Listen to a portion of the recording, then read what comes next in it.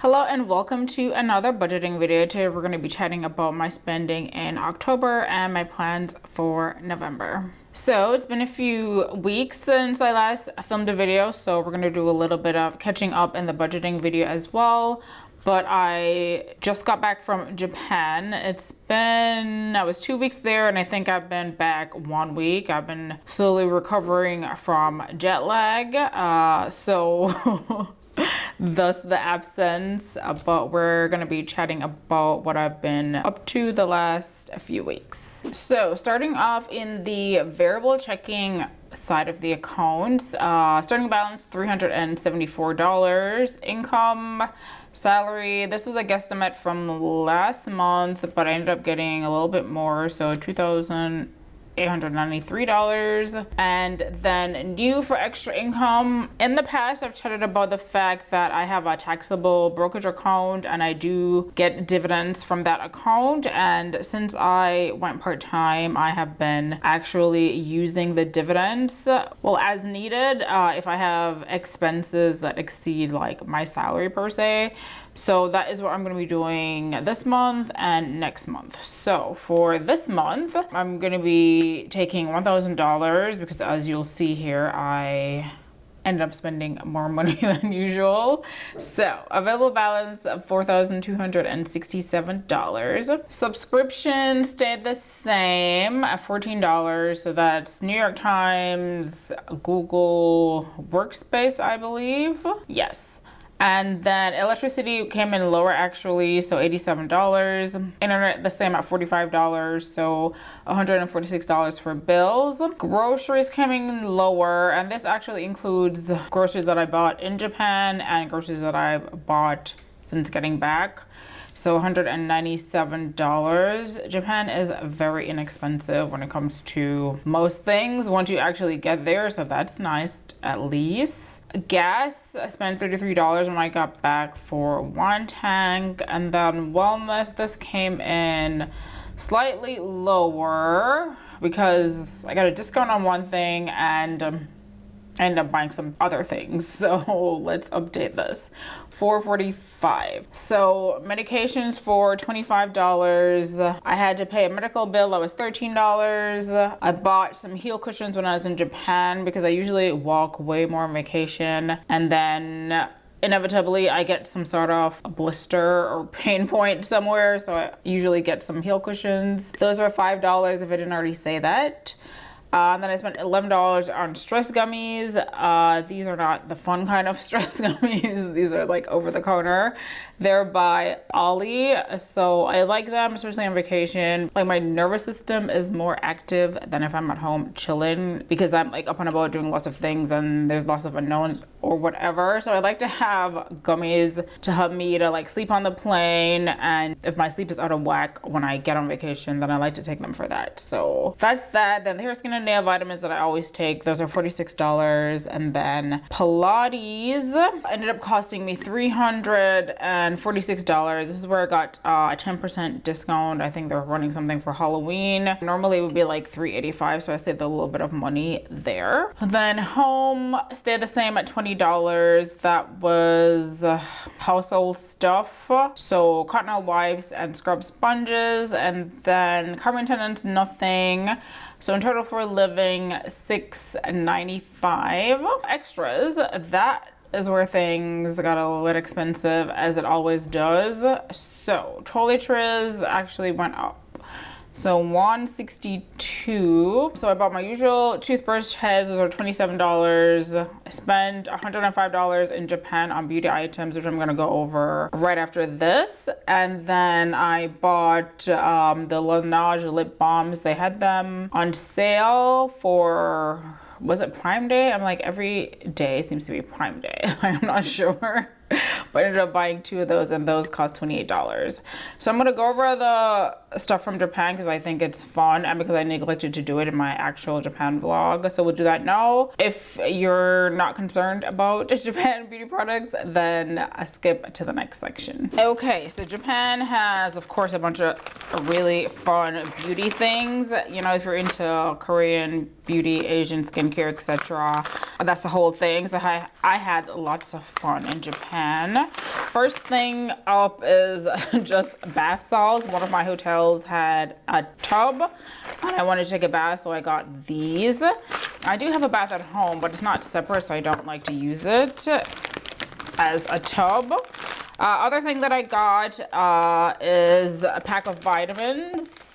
I think it's like a 30-day supply for a bunch of multivitamins. I did the translation and it has a bunch of relevant things that I would normally like. And I don't know, I find like packed vitamins appealing, but in America they're usually way too expensive. But I figured I'd give these a try. I mean, the only problem is that if I like them, then I won't be able to repurchase them, but still I couldn't resist the urge to buy them.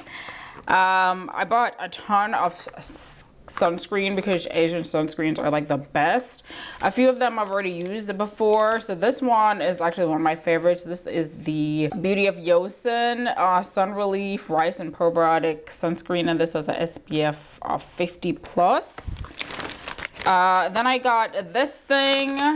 They're basically hot and cold like pain patches, which I didn't know that. Like, I knew there were pain patches, but I didn't know there were hot and cold patches, and I don't like them. I've tried them since I got home, and first they're cool and then it feels okay, but then when it switches to the warm sensation, it feels like burning, which I did not enjoy, so I did not like these.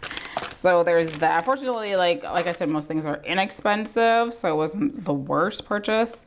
I might pawn them off to somebody else. Other thing that I got are these little discs. They have face washing powder in there, and I figured they'd be really cool for travel because I'm always having problems carrying liquids because I usually only carry a carry-on, so I'm excited about these. These came highly rated. I did a little bit of research once I got to Japan about what people were buying, and that was one of them.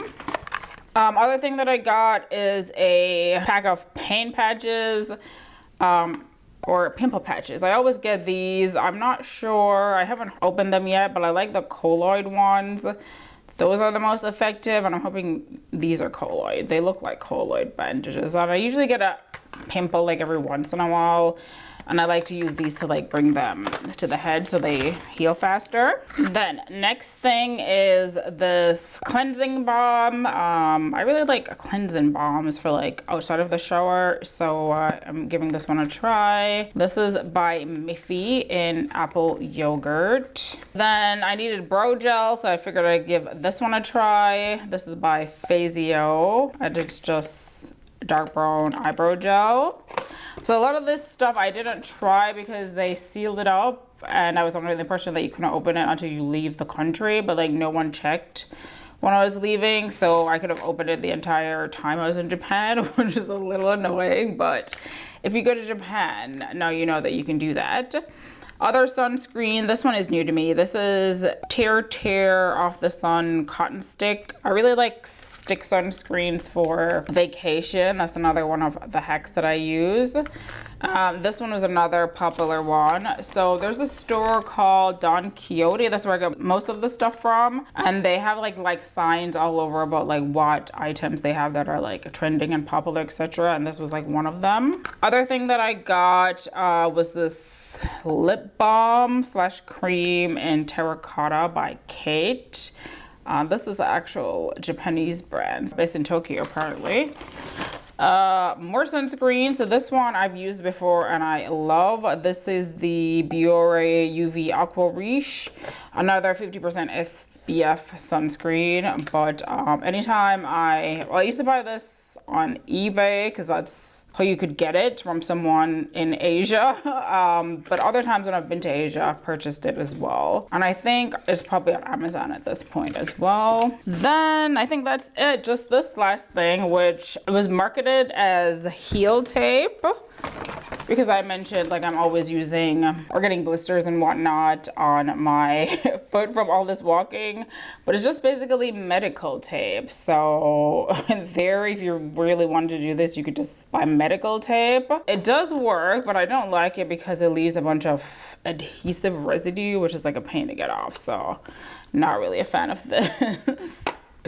So yes, that is what I purchased for Japan Beauty. Now let's move on to the rest of the budget. Okay, so moving on. So business address, that actually went up by $6. So this was $200. Electronics. Okay, so this is where I spent a little bit. So $1,520. So in Japan, I ended up buying a portable charger because my battery was dying because I was out like all day from like morning to afternoon, and my battery was running low for no reason because it wouldn't. There was just all sorts of weird things. Like I put my phone on the charger and then somehow it wouldn't charge, and then it'll be morning time and I had to like go and do things. So anyway, ended up buying a charger, and that I believe was $37 from Anchor. You can get them everywhere. You don't need to get them in Japan, but I needed it at the time and it's useful for future travel. So there's that. And then I purchased the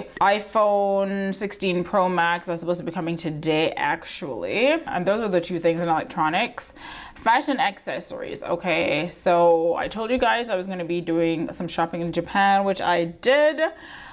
In the vlog, I give a little bit more of a review of the whole shopping scene there, but the shopping scene is mixed. There's definitely tons of vintage designer items there, but depending on what you want, you're gonna find that it costs basically full price, especially if it's new condition or relatively in good condition. So everything that I purchased was effectively like literal vintage, like somebody had been using it and it was also old. But I ended up spending $785 and I found a couple good things. So ended up finding a Chanel bag. That's what most of this was. That was actually $600 and it was like a steal because it actually doesn't say Chanel like anywhere on the bag, and that's why it was inexpensive.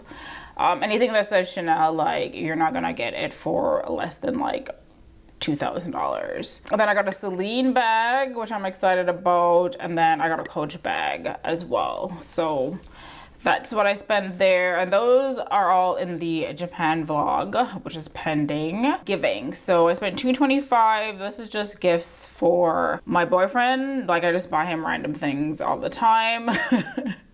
He spends the most of the money in the relationship, but I just like to like get him things that I think he'll like or use or need or whatever. Jewelry. So another Japan haul. So I spent $215. I finally found, that was on my list of things to find, was a pair of vintage Chanel earrings, and I did. Those, yet again, were also very expensive, but this was the cheapest one that I could find, and it is fabulous. Next up, hair care. So I was going to wait till Black Friday for this, but my hair was so dry because I ran out of these products.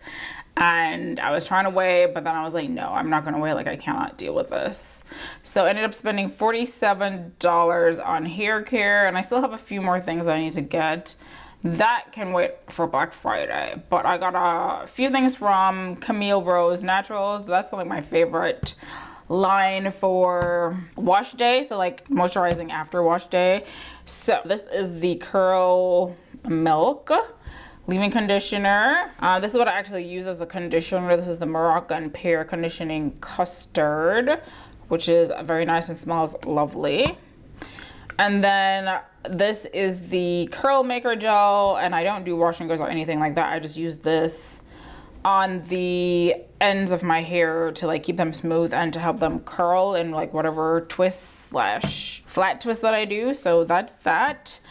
And then the usual detangler that I get every month or every couple of months from Amazon, Subscribe and Save. This I use every wash day as well to detangle. And it's relatively inexpensive, $7 for this gigantic tube. And like I said, it lasts about 2 months. So that's a few wash days right there. Last up, I actually ended up spending this money today. So $72. I bought a iPhone 16 Pro case for when it comes. And then I bought a wrist strap. So like in Japan, like not all, but a lot of the women had like wrist straps, wrist charms, like actual hat, you know, like a back strap, but for your phone, which I thought was cute. So I looked at a few in Japan, but none of them like appealed to me at the time. So I didn't end up buying one. And then I was like, I don't really need this. But then I went to buy the iPhone case and they had the strap. So I was like, I'm gonna buy this. So anyway, I ended up spending $72 on that, which is way too much money for a phone case and a strap, but it's whatever. I like cute things, so I'm okay to pay for that. All right, so spending a total for extra $3,226, which is crazy. Spending total $4,067, and then ending balance $200. So moving on to the fixed checking side, starting balance $529, salary $629, available balance being $1,158. Home taxes and fees were $250 as usual. Car insurance is the same, $456, and then cell phone is the same, $71. So end balance in the account was $381. So this is the spending breakdown. Of course, most of it is an extra. As I've said before, is the norm. Bills 19%, living 14%. So income $4,522. Spending is more than the income. So it says negative here, however, because I had money in the account, so the starting balances of the accounts themselves are not negative. But you have a breakdown per category there. And yeah, so that is it for October. We have a few more days, but nothing major is going to change there. Now let's move on to November. Okay, so November is Black Friday. So that's gonna be yet another spendy month. So we're gonna chat about what I'm thinking about buying and how I'm gonna pay for it right now. So starting balance is, according to the budget that I just finished, it should be $200, but when I had checked today, it's still at $297, so we're just gonna put that. Salary, $1,920, so less than last month. Extra income, so this is the dividends that I was talking about. This is the other half of it, so $1,293. Available balance then is $3,510. Subscriptions is going to be $12 for New York Times, Google Workspace. Electricity, I had like credit on my bill for some reason. I'm not sure why that is. So nothing in electricity. Internet is the same at $45. Groceries, we're gonna budget $400. I feel like November's a long-ish month, so I'll probably spend that. Fuel, we'll do $75. Wellness, let's see, I think I've spent, oh no, I will be spending around $13 on therapy this month. Home, so I need a new mattress. The mattress that I bought last time was not up to snuff. And I waited too long to return it, so now I need to get another mattress, which is not fun. Car maintenance, I'm due for my 6-month maintenance for my Lexus, so I'm budgeting $500. It's usually $300-400, so we'll see. They're always tacking on something extra, which I don't appreciate. But bills so far $57, living $1,488. Next up, skincare. So Sephora always has a sale about now. I'm no longer a VIP Rouge or whatever. I think that's the top tier.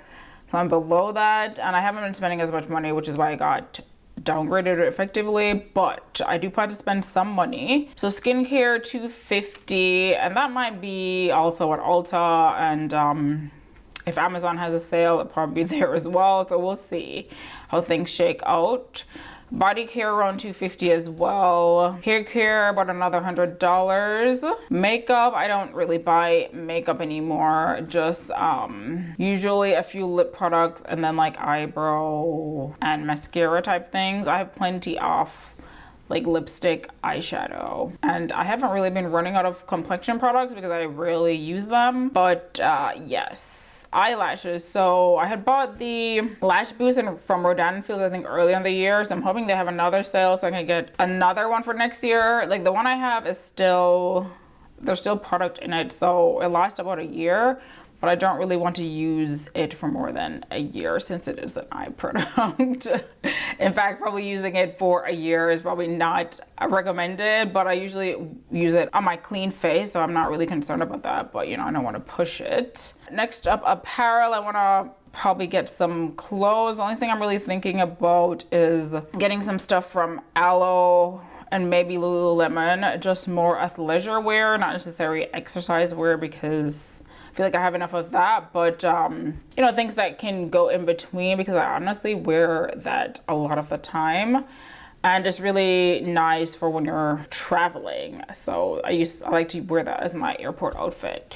So $500 there. And then electronics, I'm thinking about getting, I think so, the DJI Osmo is basically this mini camera, because I find like I don't pull out my actual vlogging camera as much, usually because it's kind of cumbersome, and two, it's entirely obvious that you're filming, even though if you're filming with your phone, it's also obvious, but it's just like sort of like a barrier. So I want to see, which for $500, that's a lot of money to spend to see, but I have to like do something to like make it so that I'm more likely to vlog, because I actually do a lot of fun things, and I like taking you guys along as well. So we'll see if any of the stuff is on sale. Hopefully it is, but it's gonna be very pricey. So spending $3,395 and balance $115. On the fixed checking side is going to be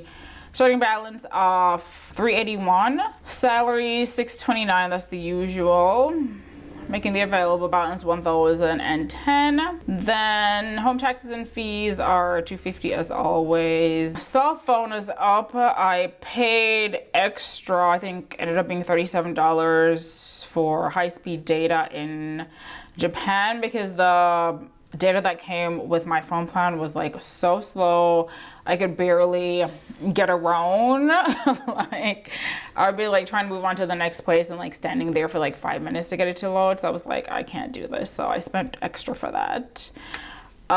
Unfortunately, but you know, I gotta do what I gotta do. So end balance $652. So summary extra is still high this month as well. Living's taking up a good chunk too. So income $3,842, spending $3,753. And balance potentially $89. So that is it for the last few days of this month and next month. Hopefully this turns out to be less than I budget. That would be nice. I'm not sure if I'm gonna get everything that I plan to get, just because if the prices are good, I'm probably not gonna get it. Like nothing is absolutely urgent and needs to be purchased. So there's that.